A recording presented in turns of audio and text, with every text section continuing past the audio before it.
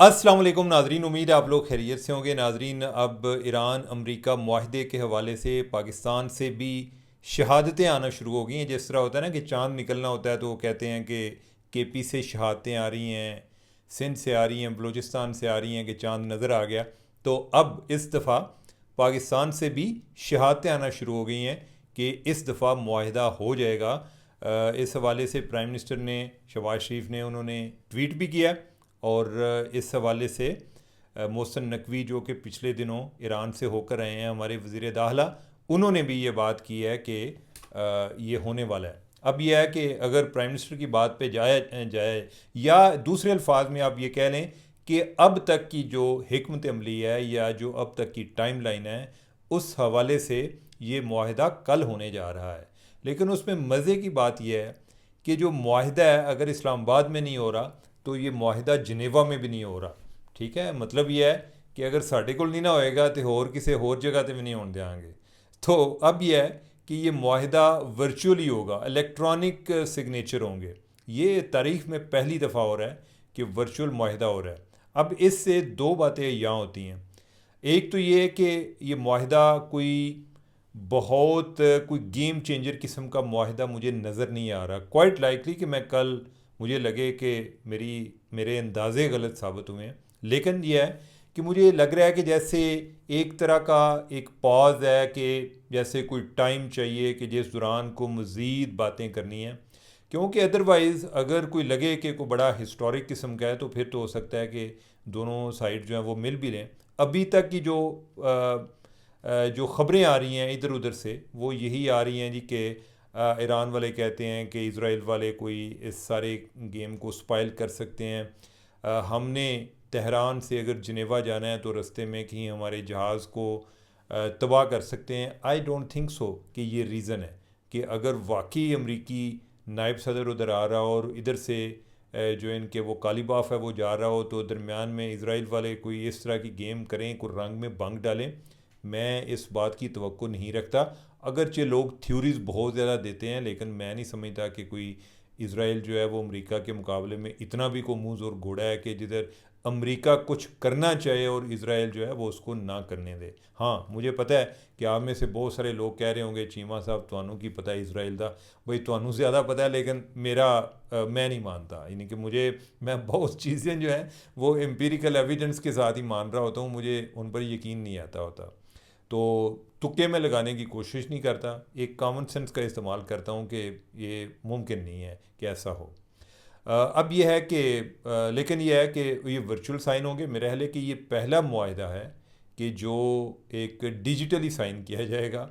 जो अफ्रीकैन है उधर मौजूद नहीं होंगी। दूसरी बात जो मैं आपको कह रहा था कि मुझे कोई बड़ा गेम चेंजिंग किस्म का मुआहदा नहीं लग रहा, वो इसलिए है कल मैं जेडी वैंस का एक स्टेटमेंट देख रहा था, बल्कि उसका एक ट्वीट देख रहा था, जिसमें उसने कोई इस तरह की बातें की हुई थी कि हम उनके फ़ंड्स भी रिलीज़ नहीं कर रहे। आपको पता है कि ईरान के काफ़ी अरब डॉलर जो हैं वो बाहर बैंक्स में मुंजमद हैं, यानी कि उनके असासे जो है मुंजमद है। तो अगर अमेरिका इस मुआहदे के इव्स वो भी रिलीज़ नहीं कर रहा, तो इसका मतलब है कि इसके जवाब में कोई ईरान भी कोई बहुत बड़ी कोई कंसेशन देने को तैयार नहीं है, कोई बहुत बड़ा सरेंडर करने को तैयार नहीं है। तो मुझे कोई ऐसे लगता है कि जैसे ये मुआहदा आगे एक फ्यूचर टाइम के लिए होगा कि इतनी देर में हम कुछ अपने मामलात जो हैं फ़लाँ फ़लाँ वो तय करेंगे। तो लिहाजा एक तरह की टाइम बाइंग हो जाएगी दोबारा से, और चीज़ें हो सकता है कि दोबारा से एक रूटीन में चल जाएं। यानी कि फ्रेजाइल हो सकता है, यानी कि कोई ऐसा ज़रूरी नहीं है कि जो कल बातें होंगी उसके बाद जो है वो कोई पत्थर पर लकीर है, या दोनों ने उस टाइम उसके बाद जो है कोई, यानी कि आपस में कुछ जफियाँ शफियाँ पानी है नहीं। ये तो मुझे सूरत हाल नज़र नहीं आती। लेकिन any way, let's hope for the best. Quite likely कि हमारे अंदाजे, एटलीस्ट मेरे जो अंदाजे हैं वो गलत हों, और ये मुआहदा जो है वो कोई बड़ा कोई आउट ऑफ एक्सपेक्टेशन हो कि जिसमें लगे कि दोनों साइड्स के दिल बदल गए हैं। लेकिन जिस तरह आते हैं कि लगता तो नहीं, पर शायद, तो वो वाली सूरत हाल है। अच्छा, अब दूसरी, मैंने पिछले दिनों एक बरतानवी अखबार में पढ़ा कि जो आयतुल्ला खामनाई हैं उनका जनाजा करा दिया गया है। अच्छा, मुझे इस बात पे ताज्जुब था कि क्या जनाजा अभी तक हुआ नहीं है, क्योंकि जो ख़ामनई हैं उनको शहीद हुए भी काफ़ी देर हो गई है। 28 फरवरी 28 फरवरी को पहली दफ़ा अमेरिका ने ईरान पर अटैक किया था। ये जो अभी वाली किस्त चल रही है मैं इसकी बात कर रहा हूँ। तो यानी कि तब से वो पहले दिन ही वो शहीद हो गए थे, तो तब से लेके अभी तक यानी कि उनको दफनाया नहीं गया। तो ये मेरे ज़हन में सवाल था कि यानी कि इज़ दैट ट्रू, क्या ये बात दुरुस्त है? अच्छा, आज उस बात की तस्दीक हुई है और तस्दीक ईरान वाले कर रहे हैं। वो कह रहे हैं कि बल्कि वो कह रहे हैं अभी तक जनाजा भी नहीं हुआ। ठीक है, या ये है कि उन्होंने ये कहा कि उनकी तदफीन जो है वो हो सकता है कि जून में हो, यानी जून तो चल रहा है, या फिर यह है कि जुलाई में हो। अब इसकी वजह क्या है? वजह बज़ाहिर वो ये बयान करते हैं जी कि हो सकता है कि मुहर्रम के अंदर हो, यानी कि ये एक इस महीने की एक अपनी सिग्निफिकेंस है। वो मेरा नहीं ख्याल कि इस वजह से जनाजे में या तदफीन में तख़ीर हो रही है कि वो मुहर्रम का इंतज़ार कर रहे हैं। फिर तो पूरा साल ही जो लोग फौत हो रहे हैं वो उन सब को इसी तरह सर्द खाने में रखते जाएंगे कि मुहर्रम में उनको जाके तो तदफीन हो गया। ऐसी बात नहीं मुझे लगती। मुझे ये लगता है कि जिस अंदाज में वो तदफीन करना चाहते हैं उसके लिए उन्हें एक ऐसा एक सिक्योरिटी के हवाले से महफूज किस्म का माहौल चाहिए, और वो इस एंटिसिपेशन पे इसको डिले किया जा रहा है कि जैसे अभी मुआहदे की बात हो रही है तो ऐन मुमकिन है कि उस मुआहदे के बाद कोई ऐसे चांसेस नहीं रहेंगे, खदशात दूर हो जाएंगे कि कोई वो जनाजा पढ़ रहे हों और तमाम उनके जो टॉप लोग हैं वो उस जनाजे में शरीक हों और अचानक पता चले कि कोई अटैक हो गया। तो इस चीज़ को यकीनी बनाने के लिए कि उस दिन ये ना हो, ये जनाजे को या इस तदफीन के अमल को लेट किया जा रहा है। अब दूसरा ये है कि इस तरह के जो मौके होते हैं, इस तरह के टॉप लीडर की तदफीन, इसको वो एक अपने यानी कि एक अपने रजीम की स्ट्रेंथ के लिए भी इस्तेमाल किया जाता है। ठीक है, अपने लोगों को मोबिलाइज़ करने के लिए भी इस्तेमाल किया जाता है। तो वो मौजूदा हालात में मुमकिन नहीं था कि उनकी इस तरह खामोशी से तदफीन कर दी जाती, और जो एक अपॉर्चुनिटी होती है कि अपने लोगों को मोबिलाइज़ करने की, वो फिर ज़ाया हो जाती। जब इनकलाब ईरान आया था तो उस टाइम भी इस तरह के कई वाक़यात हुए थे। मसलन ये है कि एक जगह पे कोई एक बंदा मर गया और वो जो लोग एहतजाज कर रहे थे शाह के, रज़ा शाह पहलवी के रजीम के ख़िलाफ़, उनका इनके जो एहतजाजी हैं, प्रोटेस्टर्स हैं, उनका वो बंदा मर गया और वो ये जो इनकलाबी पार्टी है वो इस साइड पे थे।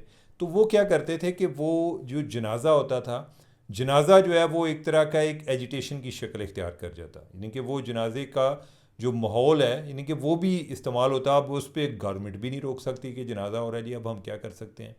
अब फिर ये होता था कि लेट्स से कि उसका चेलम है या कोई और ऐसा मौका है, तो उस दौरान कोई दोबारा से कोई एजिटेशन हो रहे होते, लेकिन वजह वो होती थी कि आज वो चेलम है तो उधर जो है ना लोग इकट्ठे हो रहे हैं। उस दौरान फिर को पुलिस के साथ को उनकी कोई स्कफल हो जाती और उस दौरान को 2 बंदे फिर मर जाते, और फिर इस तरीके से यानी कि वो जो इस तरह की अमवात थी, हलाकतें थीं, वो एक तरह की जो एक इनकलाब आया उसके लिए वो रास्ता भी हमवार करती गई। तो मुझे ये लगता है कि एक तो ये है कि इंतज़ार हो रहा है कि ये मुआहदा हो जाए अमेरिका के साथ और उसके बाद तदफीन की जाए, ताकि एक पूरे धूमधाम से, यानी कि एक बड़ा एक हो सकता है कि कई जगहों पे गायबाना जनाजे हो रहे हों, फिर यह है कि उनकी तदफीन का अमल है तो उसमें जितने ज़्यादा लोग पार्टिसिपेट कर सकते हैं वो करें। दूसरा ये है कि अगर तदफीन अभी बाकी है तो आई डोंट थिंक सो, जो पहले मैं आपसे बात कर रहा था कि मेरा नहीं ख्याल कि कोई बहुत बड़ा कोई गेम चेंजिंग किस्म का कोई सरेंडर होने जा रहा है कि जैसे ईरान कह रही कि हम अपने फ़लाँ प्रोग्राम से पीछे हट जाते हैं, जो कि जिसको वो अपनी रेड लाइन समझ रहे हो, क्योंकि यानी कि वो इस तरह का कोई कॉम्प्रोमाइज़ वाला मुआहदा करके तदफीन के अमल पे अपने लोगों को क्या, उनके लिए क्या मैसेज लेकर जाएंगे। तो इन बुनियादों पे मेरी ये रीडिंग है कि ये कोई जो मुआहदा आने वाला है ये कोई बड़ा एम्बिशियस किस्म का नहीं है। लेकिन यही है कि जैसे पहले कोई 2 माह की जंग बंदी हुई थी, हो सकता है कि अब 2 साल के लिए जंग बंदी हो और उसमें दोनों फ्रीक अपनी अपनी मुखालिफ पोजीशन, अपने अपनी जो साबिक पोजीशन पर चले जाएं और ये कहा जाए कि इस दौरान जो एटमी प्रोग्राम है या फ़लाँ चीज़ है उन पर मुज़ाकरात जारी रहेंगे। तो कोई मुझे ये इस तरह की कुछ सूरत हाल नज़र आ रही है। अब हम आते हैं अपने पाकिस्तान की तरफ। सुहेल वड़ाई साहब का एक कॉलम छपा, बल्कि आज भी छपा, और आज से जो पहले भी छपा, एक छपा 10 जून को। तो एक जो है उनका कॉलम जो है आज 13 जून को छपा। तो ये एक तरह से पहले कॉलम की एक मुआफ़ी थी। मुआफ़ी नहीं थी बल्कि ज़रा एक तंज़िया था। यानी कि उन्होंने, उनका एक पहला जो कॉलम छपा वो था ख़बरदार होशियार तैयार। अब उस कॉलम का ख़ुलासा ये है कि वड़ाई साहब कहते हैं कि हुकूमत बहुत कोशिश के बावजूद कुछ नहीं कर पा रही, और इस वजह से बजट के बाद इनके लिए मसाइल पैदा हो जाएंगे। और दूसरे अल्फाज में वो एक पैगाम दे रहे हैं कि ये हुकूमत जो है ना, इसका जाना ठहर ठहर गया है, यानी कि ये हुकूमत जाएगी जाएगी। यानी कि ओवरऑल इस सारी कॉलम में ये बात है। अच्छा, वो साथ ये भी कहते हैं कि ये ख़बर नहीं है, तजिया है। सुहेल साहब जो है, उनकी तहरीरों से अंदाज़ा लगता है कि ये तजिया नहीं है, और तजिया इस तरह से होता भी नहीं है। तजिया में तो फिर ज़्यादा एक वो लॉजिकल होना चाहिए, लेकिन जिस अंदाज में उन्होंने लिखा है वो लगता है कि उसमें ख़बरियत का एलिमेंट ज़्यादा है। आज उनका एक और कॉलम आया है, और उसमें उन्होंने ऐसे पहले कॉलम पर माफ़ी मांगी है कि भाईजान गलती होगी, माफ़ कर दो। और उससे तासुर ये मिला है कि उन्हें एक गवर्नमेंट की तरफ से एक प्रेशर आया है कि आपको ये बातें कौन बताता है, या कोई इस तरह से इस हवाले से को बात आई है। और वो यानी कि उन्होंने कोई एक तरह से उस पर एक माजरत का इजहार किया है। अब इस सारे अमल में जो मेरे ज़हन में सवाल आता है वो ये है कि इस तरह की बातें मैं भी सुनता आ रहा हूँ, यानी कि ये पहले भी ये बातें होती हैं, लेकिन एक सवाल ज़हन में आता है कि फ़र्ज़ किया कि अगर ये गवर्नमेंट कुछ नहीं कर सकी, तो क्या ये गवर्नमेंट, यानी कि मौजूदा सिस्टम को तो लोग इतना हाइब्रिड सिस्टम भी नहीं कहते, ये कहते हैं जी कि ये फ़ौज चला रही है। दूसरा, अगर आप देखें कि अगर हम खारजा महाज पर देखें तो उधर भी जिधर प्राइम मिनिस्टर जाते हैं उधर फील्ड मार्शल भी साथ होते हैं। अगर कोई मुआशी लिहाज से कहीं बात करनी हो तो किसी जगह पे फील्ड मार्शल बात कर रहे होते हैं, किसी जगह पे प्राइम मिनिस्टर बात कर रहे होते हैं। अगर आपने सरमायाकारी के हवाले से बात करनी हो तो वो जो एक हमने एक फ़ोरम बनाया हुआ है जिसको हम SIFC कहते हैं, वो एक वन विंडो ऑपरेशन के लिए कि जी बाहर के लोग जो हैं वो पाकिस्तान में इसलिए नहीं आते कि यानी कि इधर जो है बहुत ज़्यादा एक जो है ना एक अफसरशाही का सुर्ख फीता बड़ा चलता है, तो लिहाजा हम उस प्रोसेस को एक्सपेडाइट करने के लिए वो हमने SIFC बनाया। SIFC को भी हेड एक जनरल साहब कर रहे हैं। तो आई डोंट थिंक सो कि जितनी शहबाज शरीफ ने फ़ौज को स्पेस दी है इससे ज़्यादा को दे सकता है, या दूसरे अल्फाज में कि जितने शहबाज शरीफ ताबे फरमान हैं कोई और इतना तारीख़ में कोई ताबे फरमान हो सकता है। या यानी कि दूसरे अल्फाज में आप ना कहें ताबे फरमान, आप ये समझ लें कि भाई उनका ये ख्याल है, उनका एक बड़ा यकीन है उस बात पर कि हमें अगर तरक्की करनी है या एक स्मूथ फंक्शनिंग के लिए, गवर्नेंस के लिए, ये जो आपस में एक हर टाइम कद नापने वाली आदत है कि वो छोटा है या वो बड़ा है, या मैं छोटा हूँ या मैं बड़ा हूँ, हमें इससे निकलना चाहिए। क्वाइट लाइकली कि उनकी ये एक सोच हो। लेकिन इस सारे अमल में जो मेरा एक पॉइंट है वो ये है कि कौन सा ऐसा मौका है कि जिधर यानी कि वो उन्होंने फ़ौज से हट कर या उनके मशवरे के अगेंस्ट गए हों, तो वो कहीं भी नहीं गए। तो अगर इस सब के बावजूद कुछ चीज़ें उतनी बेहतर नहीं हुई या किसी तरह से जमूत का शिकार हैं, तो इसका मतलब है कि इसमें कोई शहबाज शरीफ की जगह पे किसी और को भी आप ले आएंगे तो उससे कोई फ़र्क नहीं पड़ेगा, नंबर वन। यानी कि इसका मतलब है कि हमारे की स्ट्रक्चरल इशू हैं। मसलन ये है कि अगर आपने सरमायाकारी करनी है तो मैं भी समझता था जी कि सिर्फ अगर जब ना ये पॉलिटिकल स्टेबिलिटी आएगी या ये तासुर जाएगा ना कि फ़ौज और हुकूमत में टेंशन नहीं है तो सरमायाकारी आ जाएगी।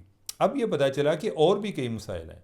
मसलन ये है कि हमारे इकानमी जो है वो स्ट्रक्चरली बहुत डाउन ग्रेडेड समझी जाती है, ज़रा एक माठी समझी जाती है।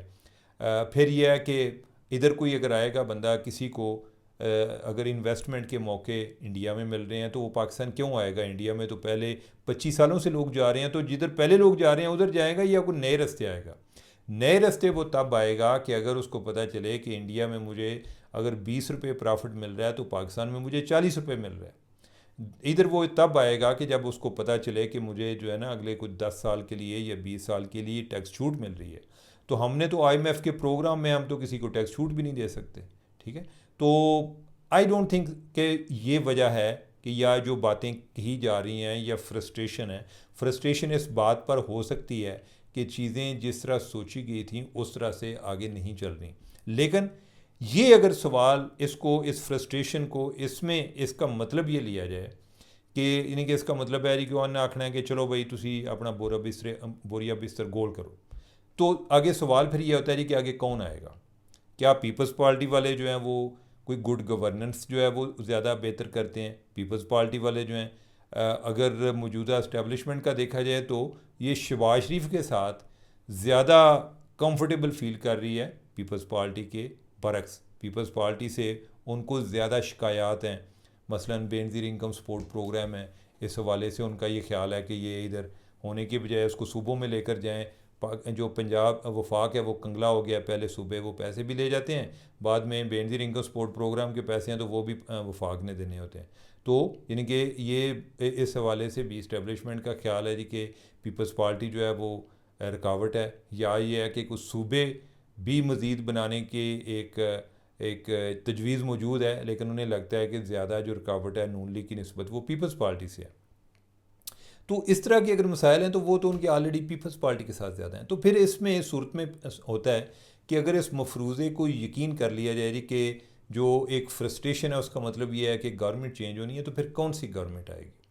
तो उस सूरत में अगर हम ये तसव्वुर कर लें कि जी उन्होंने खुद आना है, अच्छा वो खुद आके क्या करेंगे जब वो ऑलरेडी 80% मौजूद हैं तो कुछ नहीं कर पा रहे, तो खुद आके वो क्या करेंगे?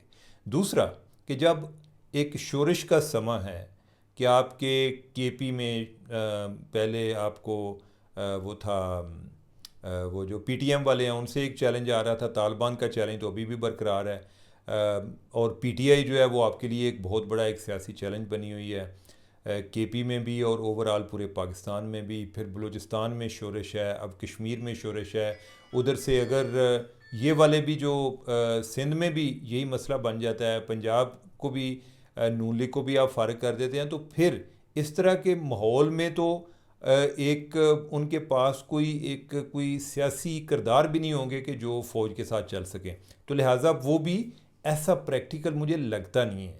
ठीक है, तो आई डोंट नो, यानी कि मुझे अगर कोई बंदा ये बताए कि ये कोई इस मामले में फ्रस्ट्रेशन होगी, तो मैं फिर उसको मज़ीद यही सवाल पूछता हूँ कि फिर कैसे किया जाएगा। लेट्स से कि अगर कोई बंदा कहता है जी ये प्रॉब्लम है, तो मैं उसको कहूँगा कि सलूशन क्या है। उसका ये मतलब नहीं है कि फ़लाँ बंदा फ़ारग हो जाएगा, यानी कि अगर फ़ारग हो जाएगा तो उसके बाद कौन आएगा। तो लिहाजा इस तरह की बातें चलती रहती हैं, हमारे काफ़ी सीनियर जर्नलिस्ट इस तरह की बातें करते हैं, लेकिन इस सवाल का मुझे कभी जवाब नहीं मिला कि अगर ऐसा है तो क्या फ़ौज अपने आप को इससे मुबर्रा कर सकती है कि जो अभी तक परफॉर्मेंस है उसमें तो फ़ौज बराबर की शरीक है, बल्कि फ़ौज की बातें मानी जाती हैं कि वो जैसे कहते हैं उनके मुताबिक चल रहे हैं।